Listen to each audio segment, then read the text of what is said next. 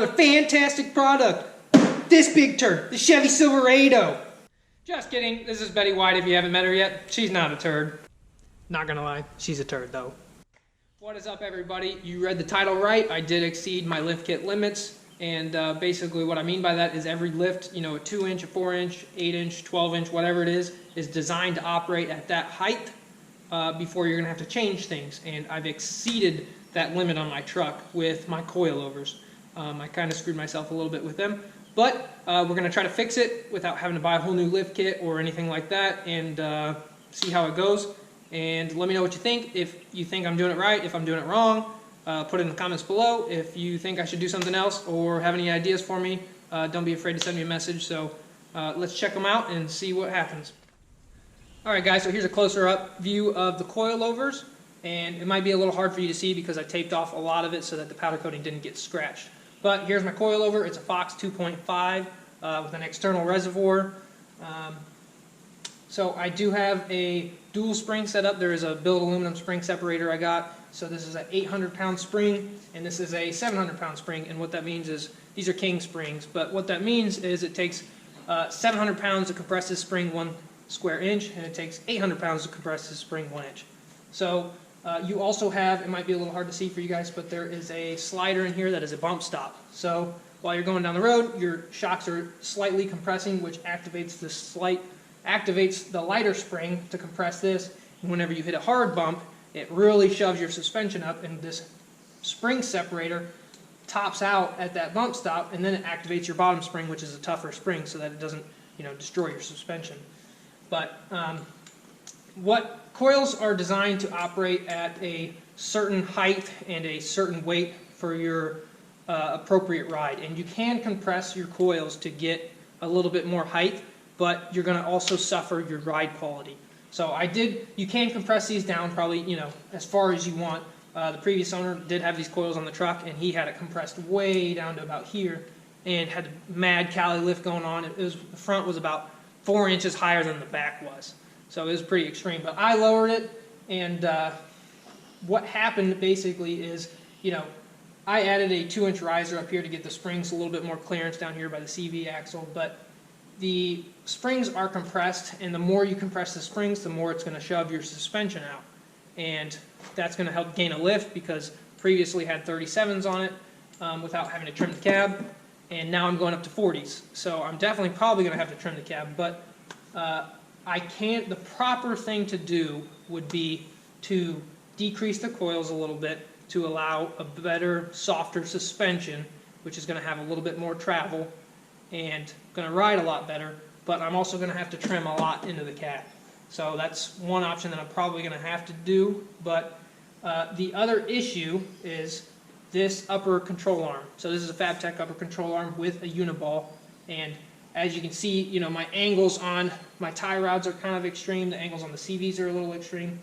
But the issue that I had previously is that the previous owner had tightened the coils so much that the limiting strap back here was tight. Like it started cutting the limiting strap. It was so tight that every time you'd hit a bump, there was no fluctuation because the springs were so tight it couldn't compress. And the springs were so tight that it was all the way get maxed out at the limiting strap. So the suspension was just static, and it had a terrible ride. So I did lower those rings a little bit to allow the suspension to travel, but another issue that we had is this upper control arm is literally rubbing against the coil. You know, that's no good, because every time you hit a bump, those springs are supposed to fluctuate, and if there's the upper control arm hitting there, it's not going to work, and you're going to cause damage. And the springs were previously so tight that every time I would let the suspension out or eject the front end of the truck up, the coil would literally bend because it was pressing down so hard and that the upper control arm was bending the coils in. So that's a big no-no, big no-no. So we're going to, you know, the proper thing would be to buy a new lift kit. Well, you know, I'm not a huge baller, I'm balling on a budget, and I can't afford that. You know, I did powder coat everything, so I spent the time and the money to get it powder coated. Make sure you check out my other powder coating video because it tells you about it and how to do it, not on a SEMA budget. Go check the video out. But we're going to try to add a 1-inch spacer, because this is a uniball, this isn't a typical ball joint, and there's a big long bolt that runs all the way through here. Okay, And if you guys watch my off-roading video, this bolt is actually where it failed at, and the bolt had bent and snapped off. So, and it was just a cheap-ass bolt it was a cheap bolt that the previous owners and the lift kits were installed with, so we bought some grade 8 bolts, a lot stronger than the previous ones, and hopefully that's going to hold up to the stress of this truck. But we added a 1-inch spacer inside here to space the misalignment spacer in the top of the spindle out, which is hopefully going to bring the upper control arm up a little bit and get it away from the coils. But we are also going to lower the coils a little bit to allow the suspension to relax a little bit more and also get us a little bit better clearance. And with that 1-inch spacer, because we exceeded, as you push the tires out with your coils, your tires are they're gonna start coming down, and as they come down, they're gonna start having that positive camber, or negative camber, whatever one it is. I get them mixed up all the time, but they're gonna start having that bad camber, So that's what your camber plates come into, but mine were maxed out. I couldn't force my tires back out any more than what they were limited to. So hopefully with this 1-inch spacer, it's going to get it away from the coils a little bit better, and it's going to allow us to actually fully use the full range of the camber plates to allow my truck to have a proper alignment and not have any bad or positive and negative camber. And we're also going to lower the springs a little bit, so hopefully that'll give it a little bit better ride. Everything's bolted up and tight, and once we bleed the power steering, bleed the brakes, connect the tie rods, and install the CV axles, make sure you guys do not drive your truck without a CV axle or even roll it, because your wheel bearings are going to fall apart and then your wheel could even fall off. But we're going to drive down the road and let the suspension settle, because sometimes when you lift your truck up, even a car, lift it up on jack stands, set it down, your car's going to sit a little bit higher than what it was previously, and it takes any suspension changes, take like 50 miles driving down the road to allow it to settle to where it's going to be, sitting finally for daily driving purposes. So we're going to take it, drive down the road, check the fitment, see how the fitment on the back of the coil and the A-arm is, and we're also going to see on how much we're going to trim on the cab. Old saying, it's only going to rub for a little bit, but we'll see. So, and then if that 1-inch spacer is the right desired height spacer that we think we need, and allow the proper adjusting of the coils that we think we need, then we're going to contact the local CNC shop down the road. They're going to cut us out a billet steel spacer, and we're going to weld that onto the top of the spindle. We're going to take brakes off, disconnect the upper and lower ball joints, and then we're going to take the spindle, get that powder coated, probably going to get the rotors powder coated black, and then have them turned, and then basically reassemble it, and we should be done. We should be back on the road. She's almost done. She's coming along nicely. It has been 6 months, but I do work a lot, so I'm trying to get on her when I can, and also, sometimes you got to save up a little bit of money. All these steering components and powder coating parts and rims and tires weren't cheap. Obviously, I had to save up for a little bit for those rims and tires that I wanted for a couple of years. But let's roll up a tire and give you guys a look and tell me what you think.